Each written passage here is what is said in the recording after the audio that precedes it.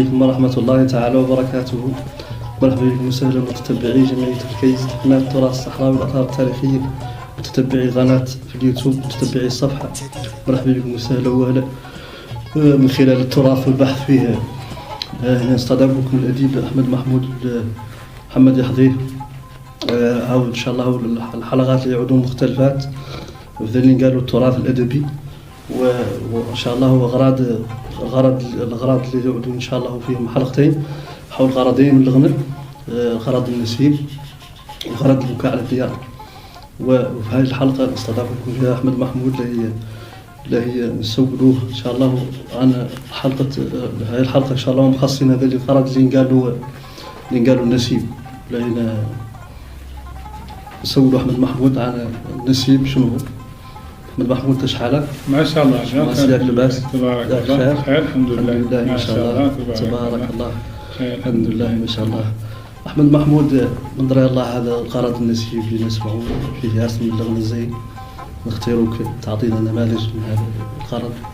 في البداية أشكرك على الاستضافة، على هذا والاهتمام بهذا التراث وإبرازه للأجيال. النسيب من مفهومه والله من مصطلحاته، ويقولوا عنه ذكر الديار والأحبة والشوق إليهم والحنين، وقد يرمز فيه الشاعر إلى بعض المواضع يرمز به إلى المحبوبة. ولكن نحكم نماذج في النسيب. يقول عبد الرحيم البراعي: وبين خيام البيض من أيمن الحمى قلوب دعتها للرحيل قلوب، إذا لم أذب بعد الفراق صبابة فمن أي شيء بعد ذاك أذوب. يشوقني روح النسيم فلوعتي لها كلما هب النسيم هبوب. في النسيب هذا يقول بولنا والبسيف طلع عنده هون، يحرك فيها حنينه إلى الأرض التي يحب من تيرس. يقول ذا الوكر النبقي القسام قالوا لي وحدين النشين وأنا بعط عرفته في أيام زينين قباله هو زين.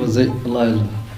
من درتي كان زران هو مزال نعرف كان، وتوامت شلذ الأوان مزاله هما المتين، وتمزقين نعرف زمان مزالت هي تمزقين يا المتين، وكان أهل فلان مزالوا في ديار الهمبين تمزقين، وقلب الدندان ومطلان ومقلوب الدين. الله يلا. ذا الوكر النبغي القسام قالوا لي وحدين النشين وأنا بعض عرفته في أيام زينين قبابه هو زين. الله يلا. في النسيب مولي هون طلع حتى هي في الشوق إلى الماضع وإلى الأحبة لواحد أنا ما أعرف اسمه قرب عزينة، يقول فيها بلغ لي المهيريز إسلام ورقيه والقطع والخيام بني في الثاني من الأعوام عن منزلهم اليوم أحوج، عدتل منزلهم التخمام متلاحق بالقرض والهج، المنازل دلالي ووهام روس الواد ورق المنعج، وظهرتي من لوزة وحزام الغاد اللي كان مخفلج، ساكنت مدة من قدام خير الله عليها منبج، بلغ لعادة ما هي عيب سلامي للواد والفلج، ولما ذاك الله يجيب العوارض والله يفرج. في النسيب كذلك هون طلع يحرك فيها الشاعر حنينه للشاعر إن قال له إبراهيم الكليب، يحرك فيها حنينه إلى ماضي يعرفهم حتى هم وقاهم. يقول طرحتي قماطين وطرحة علب أحمد الدين، موسم في البال متين ونونكي وعلابه، شت فيهم مسكين البال على بابه، وقرسوا فيه الليعات وزازاوه في ترابه، هذا هم طرحات مولانا وعلابه.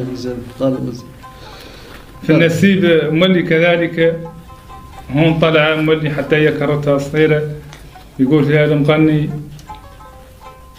الحديبة العقل مولي بانت وشكيريد التلي، وتكركبات العلب اللي نعرف علب النص بلا خص، هذا هو مكان وقال لي وبلاد الأهل اللي ما نطلص، واللي نبغي من ظهر بعيد ومن ماضع والبيه نخص، بلي الحديبة وشكيريد وتكركبات وعلب النص قعدها على القاف اللي فيه تروسي. الله يمزال.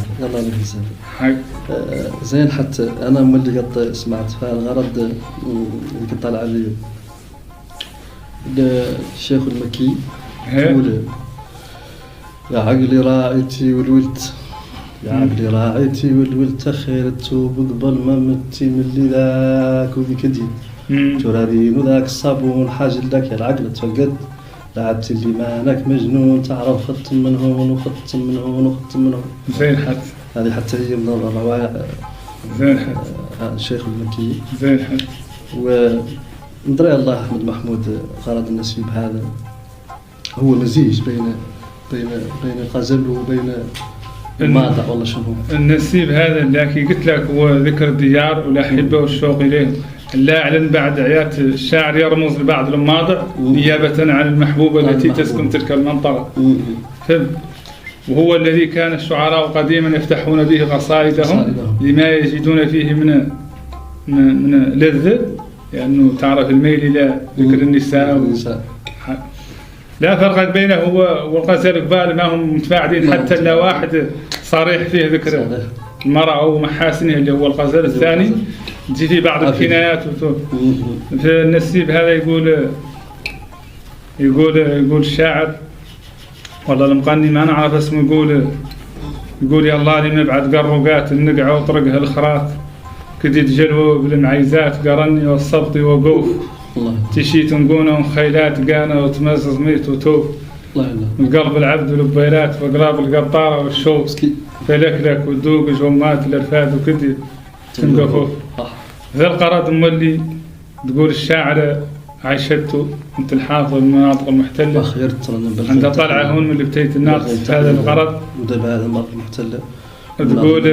تقول ما نبغى يكون نشوف بالتراب احبابي وظهر دومس معطوف عليه انسجابي نجبر فم الفرقان الزينه والحيوان نشوفه في الوديان وانا باطش بابي فنيته فم الزمان بالاهلي وترابي ما نبغى يكون نشوف بالتراب احبابي وظهر دومس معطوف عليه انسجابي. الله في قرض النسيب هذا ملك كذلك هم طلع المختار والمحمد يقول لحسي البارد المقليه علي ما نقدر نحصيه موقف تشباشي فيه وبيه ذا اللي شعور وعقلي شارد كل نهار وتفقادي بيه قطعني حزم المحارب كارد لي مارد ماني حي بالفقد وتوفى لا كارد لي مارد ونكرر لحسي البارد وحسي البارد. هذا يدلك على تعلقه بهذا البلد وبما يسكن تلك المنطقة. هذا بعد اللي نماذج الحاج اللي هون نسيت الساعة طلع تقول منطقة ميجك تقول التشواش اشتد الحزين التشواش اشتد الحزين من وحشة ميجك ونجيم وقرز رز بالغ ميم وميجك فاخلاقي من توحاش تفقاد ترابي طيح عظيم واخلاقي ومقيم تشواش وكار المذالي مشتاق وفيهم عشت ما قد العاش نبيهم سبحان الخلاق وش قال إلى 17 مسكي حد ذاك طيب بعد. هذا بالنسبة بعد اللي حاصل عندي ورايك من النماذج في النسيب اللي بعد ورايك حاجة اللي نتذكر مدرة النسيب متقطع عدد